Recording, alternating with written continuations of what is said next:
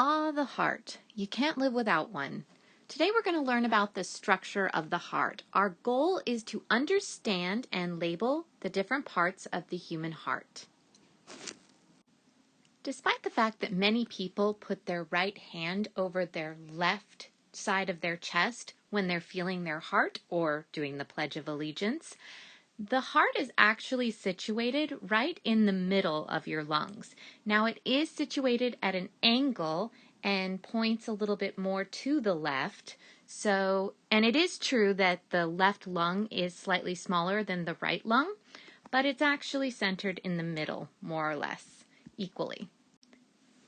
Did you know our heart beats 100,000 times a day on average and pushes about 5,000 gallons of blood throughout your body every 24 hours? Your heart helps deliver oxygen and nutrient-rich blood to all of our tissues and carries away waste.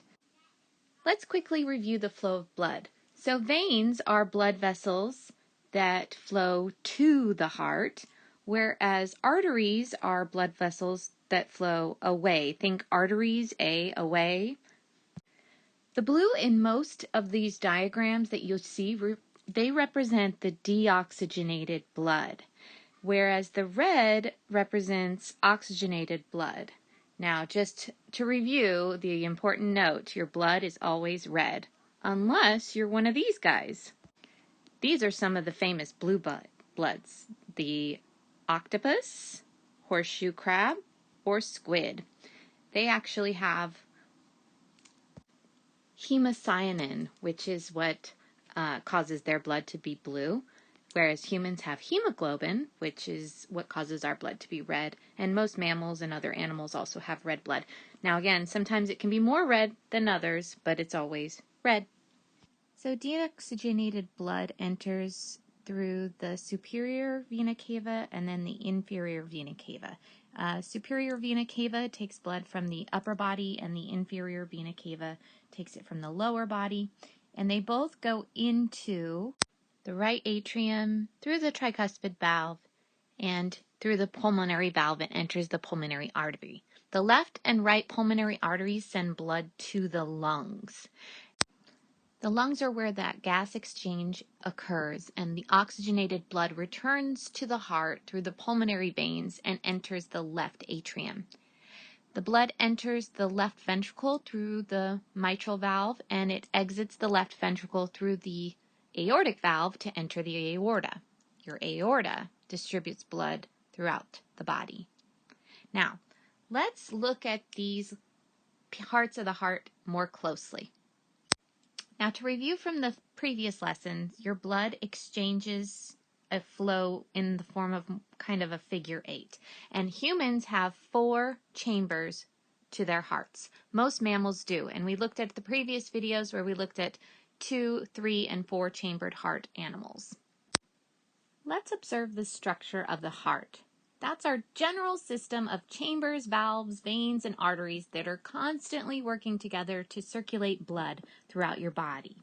So, the first one we're going to focus on here is our aorta.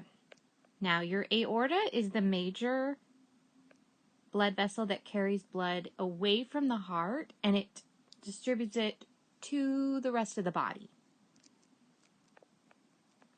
That's your aorta. And I recommend color coordinating this in your diagram in your notebook. Next we have your superior vena cava. That's your superior vena cava.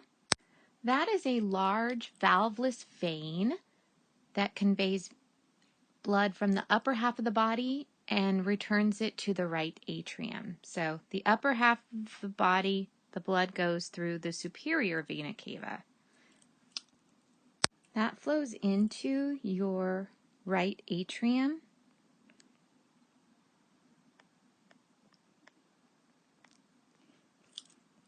Your right atrium is the right upper chamber of the heart that receives the deoxygenated blood from the body through the vena cava and pumps it to the right ventricle, which it sends off to the lungs to be oxygenated.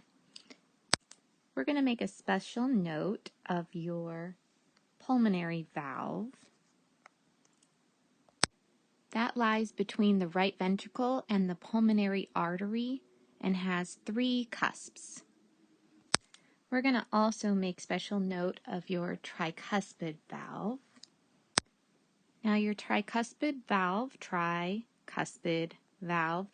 has 3 flaps that open and close, allows blood to flow to the right atrium through the right ventricle in your heart, and it prevents blood from flowing backwards. All your valves are there to keep blood flowing in the correct direction, and they close up so that blood cannot go backwards, so that it circulates and so that you're being safe.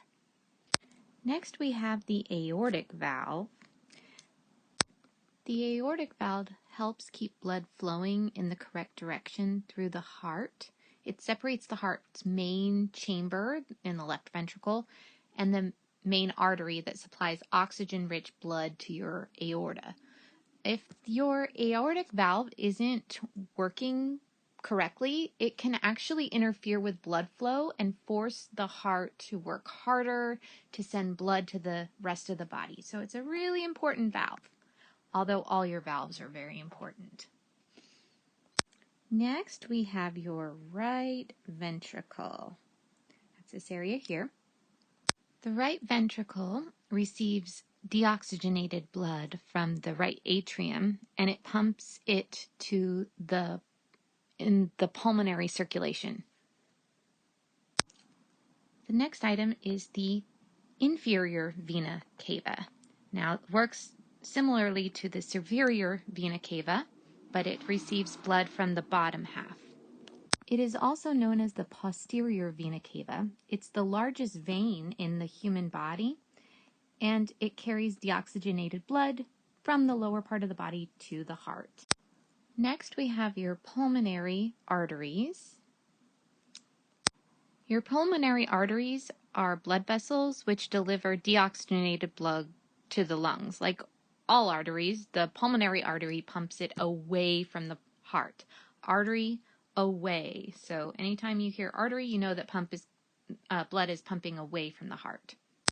Next, we have our pulmonary veins. And of course, whenever we hear veins, they go to the heart. So arteries away and veins to the heart. So the pulmonary veins transfer oxygenated blood from the lungs to the heart. And those go into your left atrium. The left atrium's main function is to act like a holding chamber for blood returning from the lungs, to act as a pump to transport blood to other areas of the heart. That brings you to your bicuspid valve, which is a valve that has 2 leaflets, bi meaning 2. So 2 leaflets instead of 3. This aortic valve regulates blood flow from the heart into the aorta. Remember, valves make sure that the blood flows in one direction.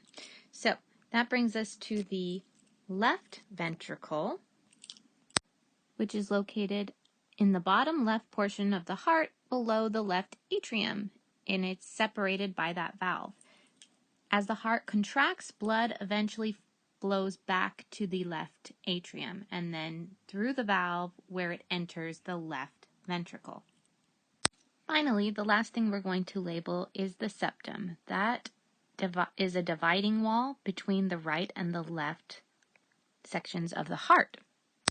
The word septum is borrowed from a Latin word that means dividing wall or enclosure, and its job is to prevent mixing of oxygenated and deoxygenated blood. So if you need to take a minute to pause and make sure you have everything labeled, now's a good time. Let me show you what your page of your notebook should look like. So here you can see that I've labeled the parts of the heart, and it's really helpful if it's color coordinated because it's easy to see the sections such as the bicuspid valve, for example. That's a little bit more challenging to see if you don't actually highlight it or color it, but that part's optional. So go ahead and take a minute to pause the video to make sure your notes are completed. In today's lesson, you learned about the structure of the heart, and hopefully you understood the main ideas. No other organ in the human body gets as much tension or radio play as the human heart, even though it's actually your brain that's responsible for most of those emotions and functions that you're feeling. But the heart is probably one of the most iconic images, and of course, like I said at the beginning, you can't live without one. So I hope you enjoyed, and make sure you take good care of your heart.